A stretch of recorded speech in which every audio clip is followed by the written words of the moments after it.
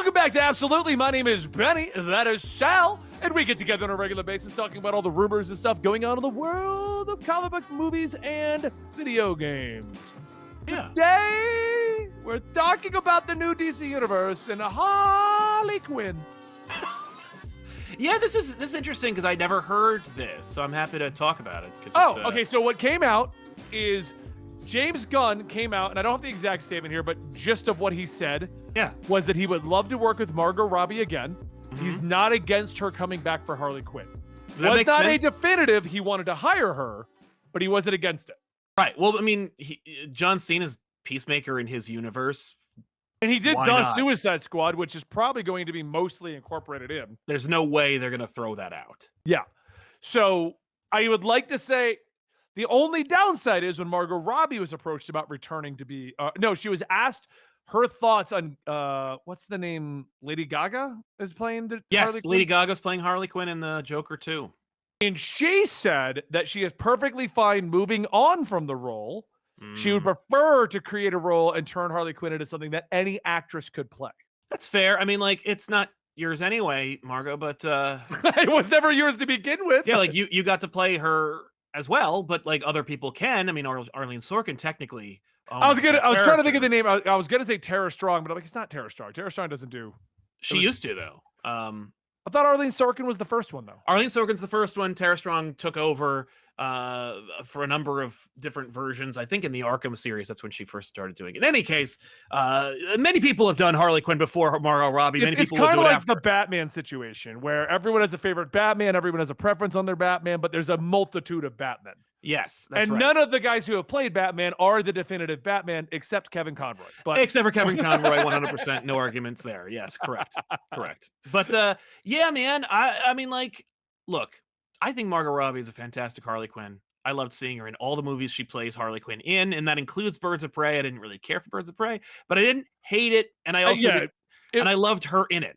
I feel like Birds of Prey is a part of that DC era where I'm like, it was okay.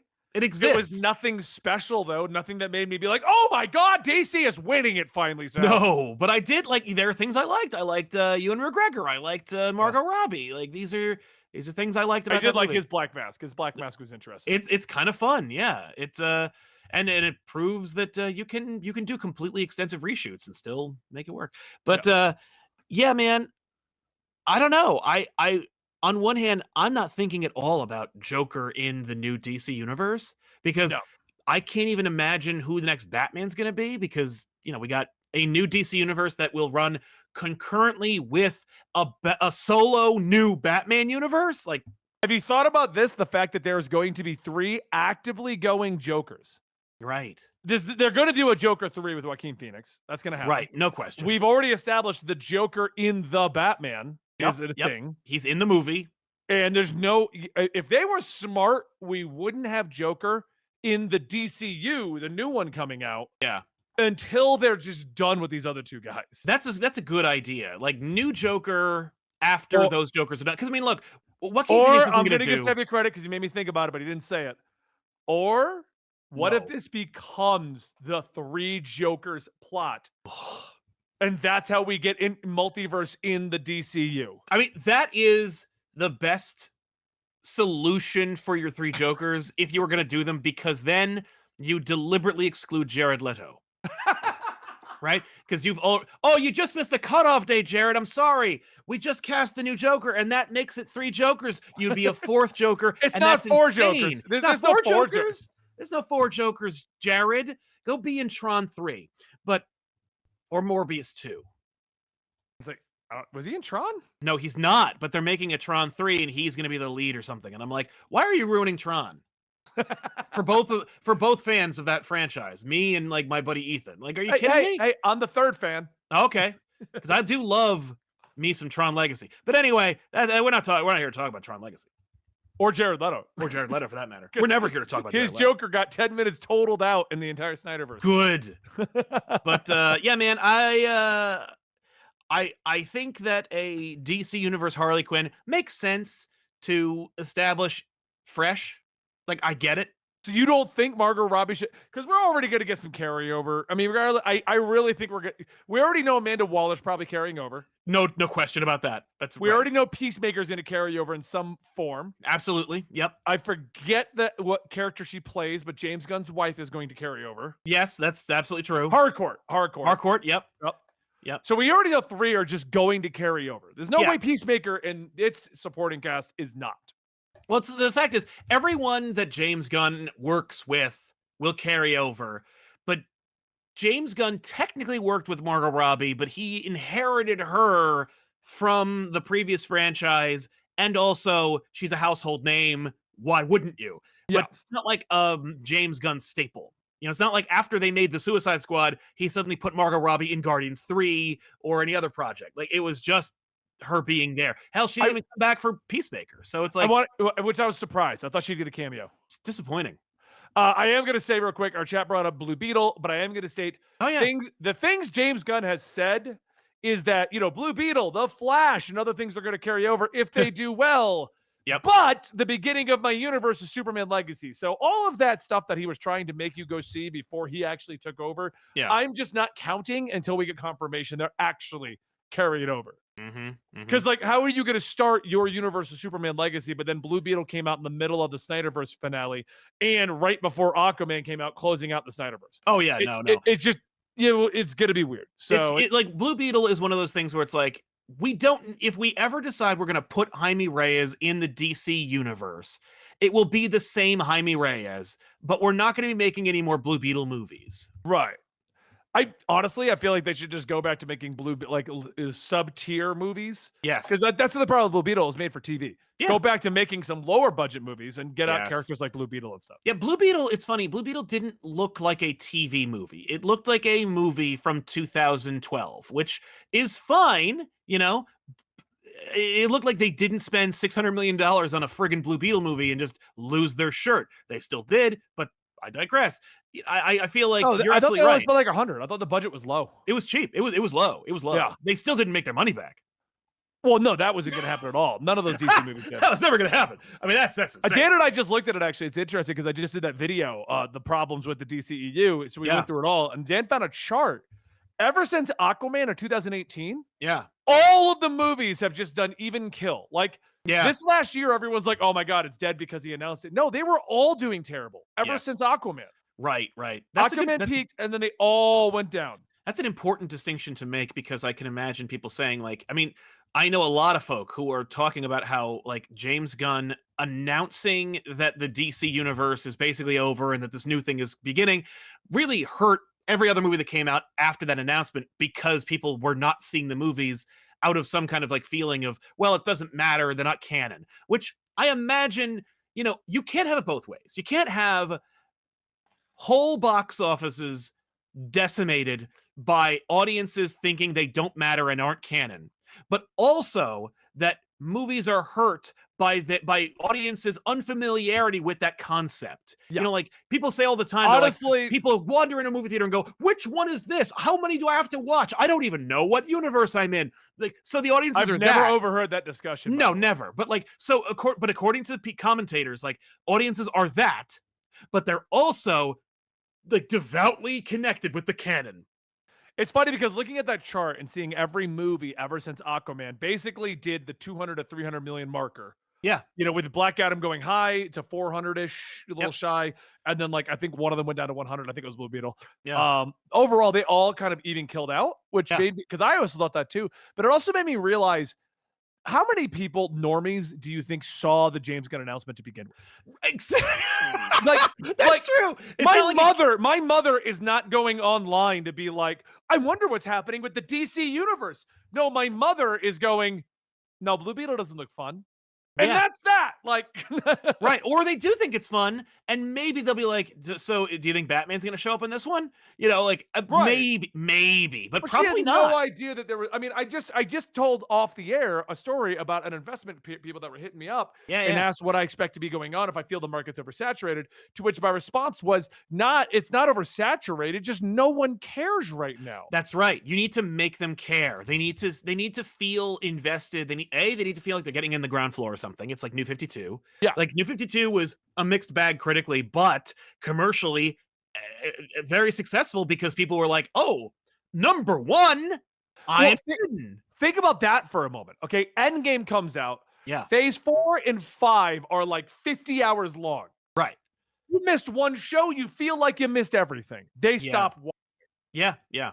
Like, they need a fresh reboot. That's why I think the DCU is gonna be huge, because it's gonna be like the new DC movies. Oh, dude, no. Like, if they're successful, like if they get an Iron Man on their hands with Superman Legacy, in terms of like it being relevant, fun, charismatic, the audiences connect with it. It's just a quiet, conservatively budgeted, fun movie. We'll have a new MCU. Yeah. Especially given wouldn't that, it be weird with Yeah. the recent happenings of the MCU and then DC restarting? It shifts to DC's the powerhouse now because the MCU can't unconvolute what it's made. Uh-huh. Oh yeah, no. I mean, like, yes. And the funny thing is, like, because everything has gotten so complicated at Marvel, and when I say that, I mean like plot wise and character wise, like you can't just go, oh well, then we'll just we'll wrap things up or we'll reboot, but we'll do it without spending like $3 billion.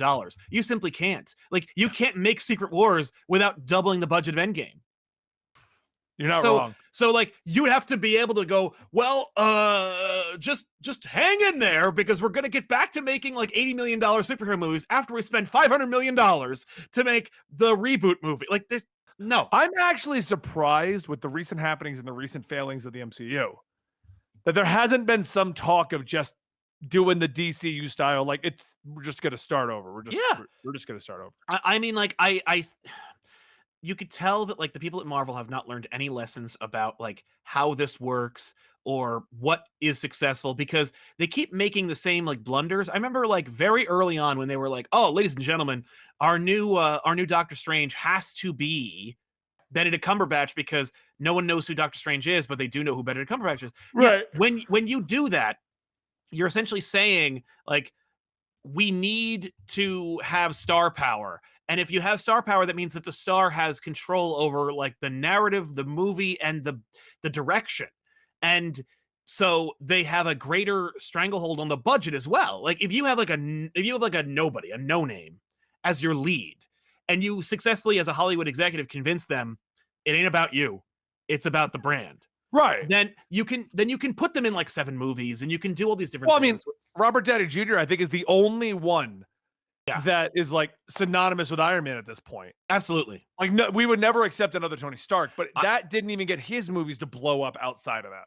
No, that's true. I mean, I will say Iron Man 3, they were smart. They didn't like somehow try to make an Iron Man 4 like during phase 4, because Iron Man 3 also made $1 billion, I believe. Like, Iron Man 1 and 2, neither of those movies made $1 billion. I think that's another topic though. The $1 billion period. Like, I want to say like, because Aquaman made $1 billion.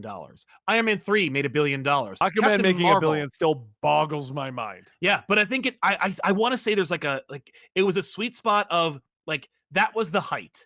That was when everyone was going to see them. You're never gonna get that again. You like expecting. I think the only movie to ever go higher than that's Avatar. Yeah.